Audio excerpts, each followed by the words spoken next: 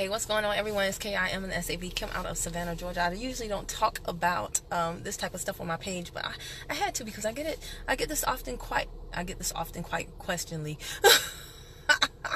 I get this question quite frequently, and it's like, how do you get people to talk to you? How do you get people to want to know about what it is you're doing? And before I talk about that, I basically, hey, what's going on, Reggie? And guys, if you're watching on YouTube, this originally began as a Facebook Live, so bear with me as I occasionally shout out people. So let's talk about how not to do it, okay? Let's talk about how not to do it, because apparently y'all do not know, because y'all are doing all the things you should not be doing. There's the good old 3 feet rule, which basically works like this. Anybody you see who's within 3 feet of you, which if you guys can measure, you know that's pretty dang gone close. So basically you're talking to everybody. Then you pique their curiosity, right? This is how not to do it. And ironically enough, is usually the way that most people do it. So the 3 feet rule, I'm not a fan of that. It has worked for plenty of people, just not my personality. But what happens with that oftentimes is people will use the form method. They'll be like, oh, cute kid. How old is she? Oh, I have a 3-year-old too. You seem like a sharp person. Listen, my company is recently expanding in the area. And the person will be like, what company? You know, one of those pyramid scheme things. And I'm not saying y'all really say this, but this is basically what you're saying in the conversation. You just don't know that you're saying it. Yeah, one of those pyramid scheme things. Yeah. You know about those? All right, so great. And I'm not at the top, but I'm close to the top. So I was just wondering, you know, you seem like a sharp person. Would you mind being one of the people I step on to get to the top? That's not what you're saying, but that's what they're hearing, okay? So the 3 feet rule.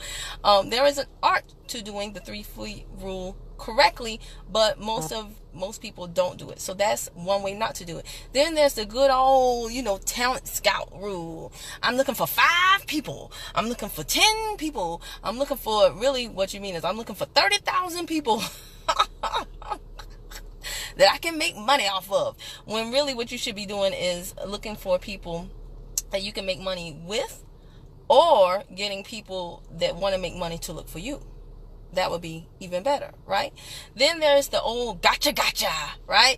This is a oldie but goodie. This is where you call up all your family and friends and be like, hey, listen, I just was feeling awfully generous and I'm in a whole HGTV mood. So I was going to cook an awesome and amazing 5-course meal, and I was wondering if you'd like to come by the house and just eat my food for free. And then they'd be like, shoot, yeah! And then they come over, and while they're, eating some prime rib, you roll out a whiteboard and then draw a bunch of circles and say 2 get 2 get 2 get 2 get 2 get 2 get 2, and then in a year you have 1,296 people and you'll be rich. And they're like, what the what? Again, this is a surefire way to get people not to talk to your butt. It just really, really is. And then there's like the jumping in the inbox, right? The again, use the good old faithful. I noticed you were one of my friends and you seem like a sharp person. Meanwhile, on the person's Facebook profile, they're like, and there's a caption at the bottom that says, better have my money, or something like that. So clearly you didn't even look at their Facebook profile or anything, because they don't seem like a sharp person. So it's just sickening and maddening, some of the things that people do because they think it sounds right and they've been instructed to do it, but they don't really find out the correct way to do it, or take the time to understand human psychology and consumer behavior and all types of things, just how to make connection with things. So how to make connections with people, I should say. So those are the ways that you do not do it. Now, what's the best way to get people to talk to you? Attract them to you. It's really, really simple. Attract them to you. Now, it takes time to develop the art of attraction. It's something that should be studied. It's something that you're constantly working on, right? It's something that is definitely a skill set, but that is the right, the effortless, the fun, the only way really that you can get people to talk to your butt and keep talking. Otherwise what happens, and this is usually what most people find, they luck up a few times. They luck up a few times, and just because some person really wants a result or really wants the product, they'll buy from you no matter what. And then you never hear from them again, right? You're a one sales wonder, right? It's a one sale wonder, the customer is, right? You get one sale from them, and then you wonder where they went. So the long story short is, you cannot shortcut the shortcut. You have to develop influence. You have to attract people to you. And if you don't want to be committed to doing that, then you may as well just quit. It's so simple, because otherwise you're just torturing yourself for no reason whatsoever. And that's how people end up spending like a lifetime in this profession, not making a dime, but they'll say things like, I'm still sticking and staying, but you and everybody else is like, but why? But why?